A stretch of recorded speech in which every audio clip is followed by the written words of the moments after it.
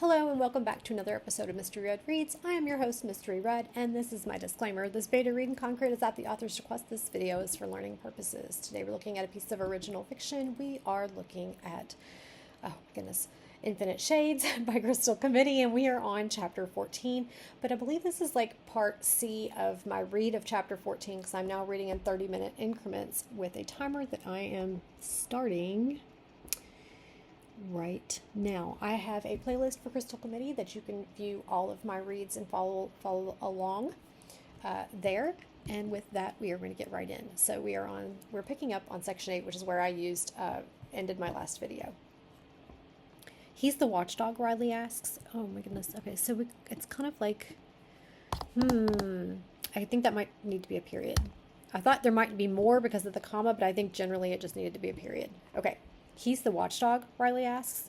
Sam admires his focus, a small pang of gratitude surfacing. It's not so hard for someone like you to put together, she says as the server places their meals and hurries away. No, not really, Riley admits. Though this would be much easier if, he points to the tablet, could be like E.T. and call home. Sam chuckles, appreciating the pop culture reference. Wish I could say yes, but it's best if the fox and the hound don't have complimentary access. She fakes a struggle for the right words. Amanda's system is, how to explain it? Awesome to the extreme, Riley offers, a grin breaking through his connection. Well, that was cute. It was almost a little bit nerdy, so I kind of liked it, as a nice follow-up to the E.T. as well. Yeah, that works, Sam agrees, because of what she does, as you're more than likely aware, could never be involved in a subpoena of data, nor the other network you spotted. Riley's eyebrows raise. Too many national security threats hiding in there? Something along those lines, Sam says, taking a bite of her burger. Anything I can do to help? She offers between bites. Okay, so you kind of got an echo on bite. I get that you're giving her a lovely action. I really do like what she's kind of having her lunch. How about a fry, offers between fries or something like that, kind of being... instead of bites, just, I'm just saying, what else do you have with your burger? Typically fries. It would not be, unusual. I'm just giving you another another option. Anyway, you see my point. All right, just keep talking, Riley replies, reaching for the ketchup. He squirts it onto his fries. Uh-oh. I just suggested fries, but Riley's using them, so you can't use them again. Okay, ignore me. I guess you'll think of something to eliminate the echo. It'll be fine. Just keep talking, Riley replies, reaching for the ketchup. He squirts it onto his fries, never once breaking his rhythm on the tablet. Multitasking genius, his mind works in mysterious ways. Helps you concentrate, she asks. Yeah. Okay, so here's a thought. This is Sam's internal thought, but it's in here with Riley's dialogue. And so I'm kind of thinking maybe we should move it down and connect it with her dialogue. She can have her thought and then have her dialogue all in the same line there. Yeah, I think I would want that because we don't want the reader to think for any second that this is Riley's internal thought. Yeah, okay, that's my suggestion. All right, helps you concentrate, she asks. Yeah, Riley pops a fry into his mouth, one hand still working the tablet. I learned a long time ago that my subconscious actions are much more reliable at this than if I'm consciously focused on it. So to trigger it, do something else, Sam finishes for him. Uh-huh, he glances at her. Your roomie? I was referencing me, Sam clarifies. Amanda, she's a whole different story. My geek mind is busy, so take this as it is, he says. How did you two meet? Sighing, Sam feels the familiar weight of the past settle in. Hospital, landing view, she says, keeping her eyes on Pruden, who's back on his phone. Elaborate, Riley asks. I know he's making a call, but the entry comes from somewhere else. He shakes his head, amazed. They're good, but I'm still a few steps ahead. Fuel me, he begs. Sam takes her phone, makes a couple of swipes, and sets it next to the tablet so they're touching. The connection speed increases tenfold. Riley's eyes widen. You said fuel you. It needed some as well. She grinned. Yep, it's suggesting the same thing. As to Amanda and me, she continues, I got caught up in an avalanche. Bad shape, quadriplegic, or so it was believed. Amanda, adverse reaction to some drug trial, piled her car into an overpass pylon, brought it down on top of her. The story they're willing to believe. Riley cringes. Ow, on both, he says, struggling to keep up with the increased speed. Yeah, Sam watches him, impressed by his focus. We were roommates, both crushed messes, not expected to recover. And I'll be honest, whatever your perceptions of her might be as a person, I'm here to tell you she was a when we first met. Really? Riley asks, surprised. Oh, if I could only tell it all. Yeah, Sam smirks. But over time, we became symbiotic in our recovery. I could read, she could turn the pages. I could remember things, she'd lose it about as fast as it came in. Amnesiac and so forth. I recall reading that somewhere, Riley says. Obviously, she got over it. Somewhat, Sam admits. There's nothing there before waking up, then being interrogated about who she might have been involved with. She latched pretty tightly to me to survive. I did the same. There was a thing about a supposed genetic anomaly or some immunity I had. I never got the full reasoning behind it, most likely because they were making it up as a cover for something else. She takes another bite of her burger, her eyes narrowing on Pruden. Anyway, she continues, this drug company was frothing at the mouth, and they kept attempting to use me as a lab rat, to the extent they got a court order for custody. She shudders at the memory. Caged, studied, powerless. With no parents or family to speak of, I was in a coma they induced, never proven, but you just know these things. Sam sips her drink, dipping a few fries into ketchup. Amanda saved me, but at what cost? They were attempting to abscond with me to a lab somewhere to be dissected and studied, she says. Amanda, needing me for her own reasons, pulled strings, manipulated the system, and brought that to a quick end. However, she drew renewed attention to how she might have come to that level of knowledge because of how she did it. Riley pauses, looking up from the tablet, awe mixed with shock. So she really is as dangerous as she is brilliant, he says. Sam's lips quirk into a smile. More than you'll ever know. But that's a story for another time. Damn, Riley breathes, taking in the weight of Sam's story. Yeah, she masks her pain with humor. She feels Riley's curiosity still burning, but at least it's tempered. Okay, so I am going to note this. I'm not trying to go up there. I'm trying to go right there. So I'm just going to highlight it so you can find it. But what I am noticing right here is an opportunity. What color do we want today? What color do we want? Let's just go with blue. It's kind of, whatever. This is an opportunity because you said she feels, that could be considered distancing. And rather than, it's also telling. And rather than tell me she feels Riley's curiosity still burning, does she see it? What cues is he giving that she's picking up on his body language that he is still curious? Okay. I would consider this is an opportunity. Why did my highlight go away? I'm going to try it again, see if it'll stay. I'm going to say musings in video. I don't know why today I keep typing listings. Musings in video. Okay. It's just this is a place where you might have her internal thought or her observation of him rather than saying she feels Riley's curiosity still burning. I feel like that the word she feels, when you're saying feels, whenever you see yourself using that word, ask yourself if you need it in the context of the sentence, or is this sentence telling? She feels is the word feels is often a place where you will be telling when you could be showing. That's what I'm trying to say. Sorry if I had a big roundabout way of getting that out. That's where your sense of text stuff, he asks. Okay, that's where you get your sense of text stuff? Is that what we mean here? Is it? Yeah, she masks her pain with humor. She feels Riley's curiosity is still burning, but at least it's tempered. That's where you get your sense of text stuff. I'm going to put a question mark on this. I added that, and there we go. Okay, I just wasn't sure if that was going to be clear. You could say that, Sam laughs, the sound feeling forced even to her own ears.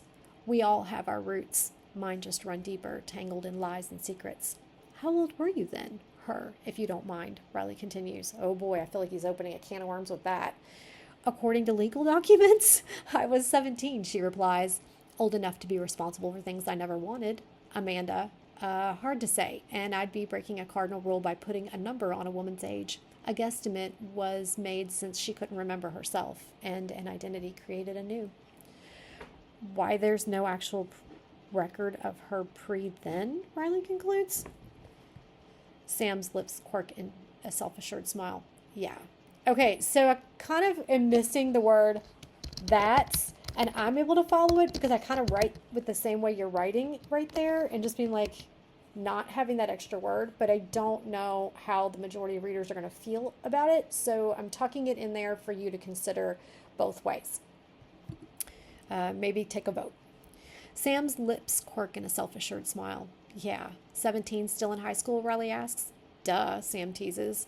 Doing the social fitting in with those who look like you thing? Because Pharmacy Bob looks to be in his 40s unless he was the held back eternally guy, it doesn't compute. Sam chuckles. Something like that. She knows he's fishing for understanding, not evidence. You did much the same thing. But I only had to do it once. You? Riley studies her, intrigued. Guessing 4 or 5 different schools under different names. Treading in dangerous waters, Sam warns, though she senses his intentions are genuine, not probative.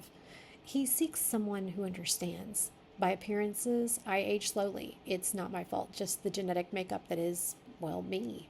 It's an advantage for this job. Feds with experience don't have youthful faces. One of my few blessings, but I kind of consider it a curse given all the explaining that I need to do that can't.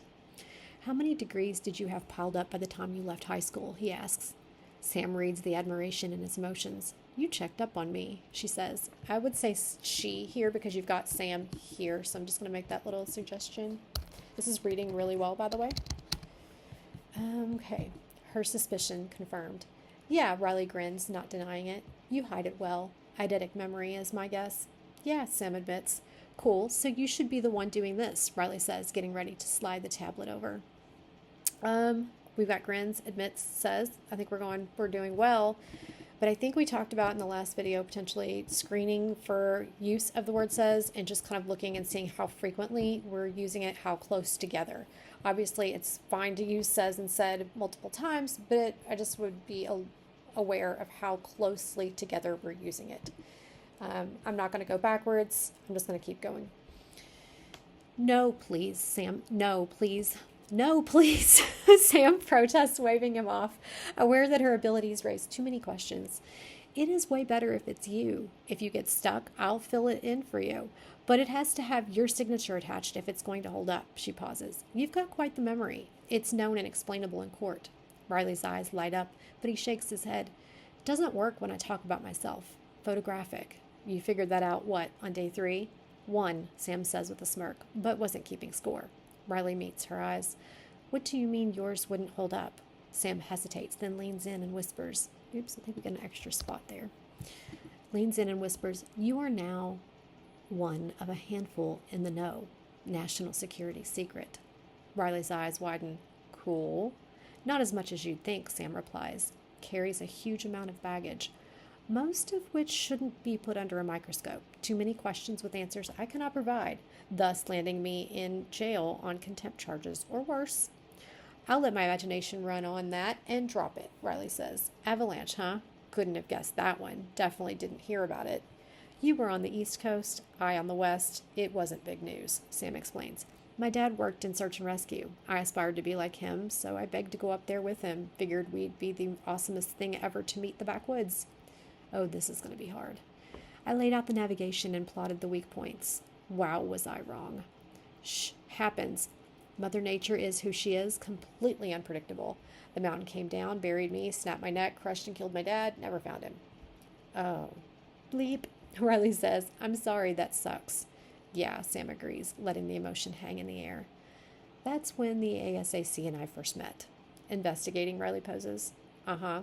He wasn't then, came off as disrespectful and left a foul taste regarding the feds. Riley looks at her puzzled. Something must have changed that. After all, you became one, and you just called him for help. I wouldn't say help, but more notification I was going to connect to information, and I preferred informed consent to avoid suspicion later, Sam says. Dangerous territory. Backing off, Riley says. Oops. Okay. So, definitely want to screen for all your saises. I'm not going to go back and highlight them all, but I think you can do it. So, and then you can look yourself and make some flip-flops, some swap-outs. Dangerous territory. Backing off, Riley says, popping another fry into his mouth. Sam watches.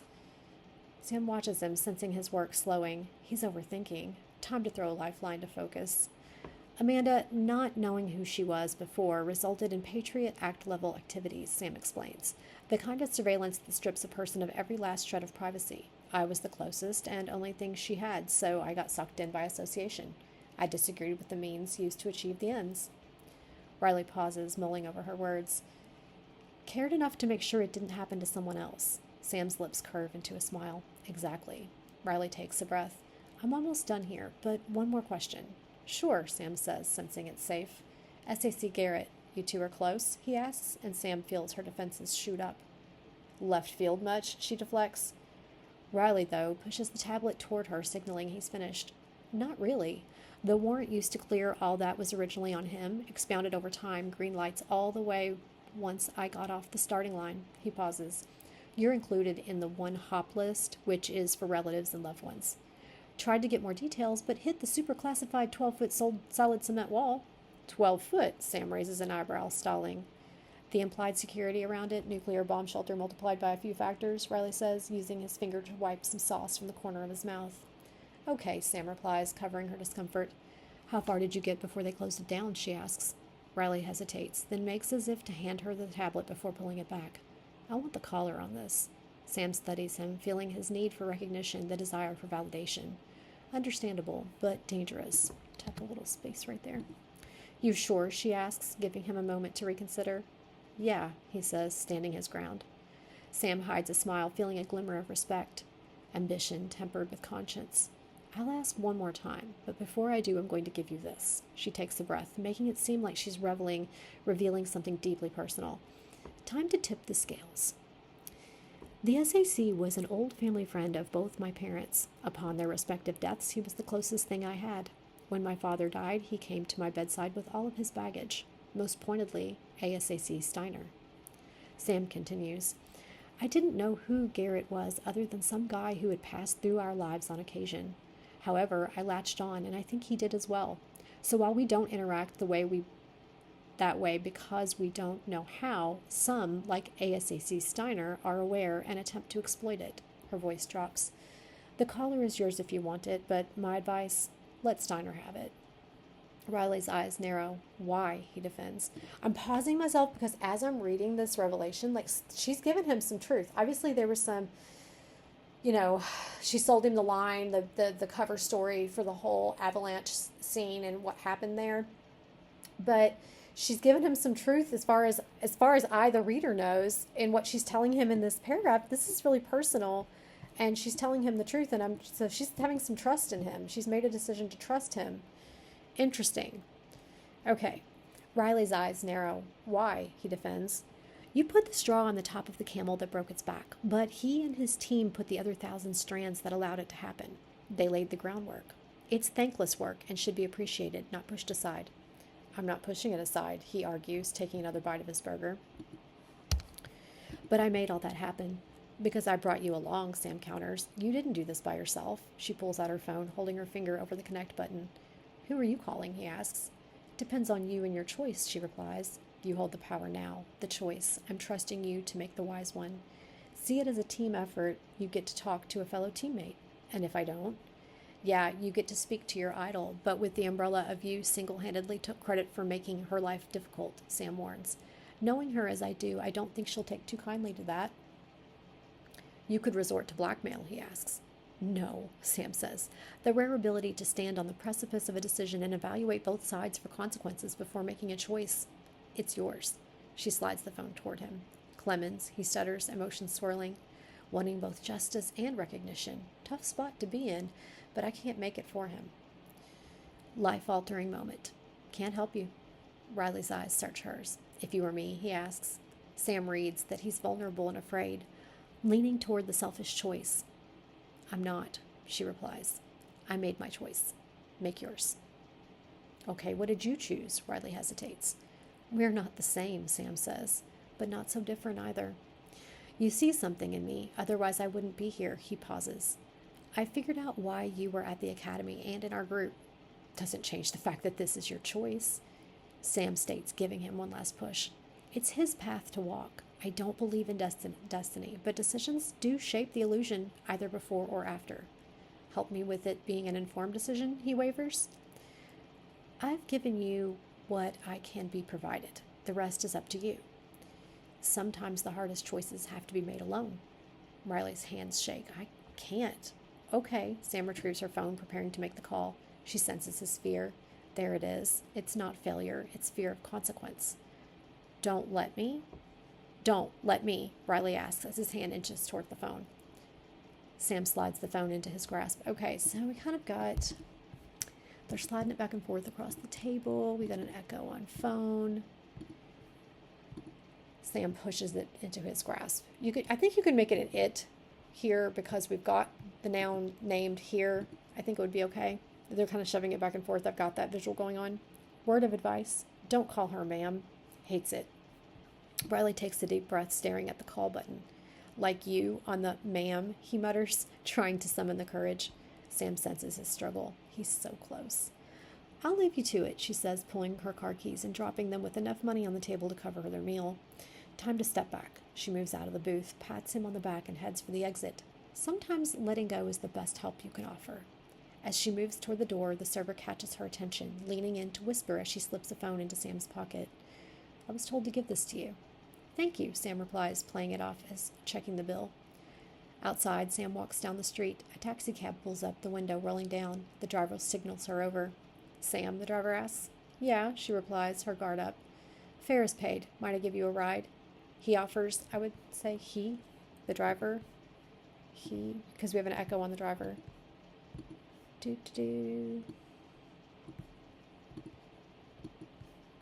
Convenient. There's an angel watching, and I'm thinking its name is The Guys. She works into the back seat.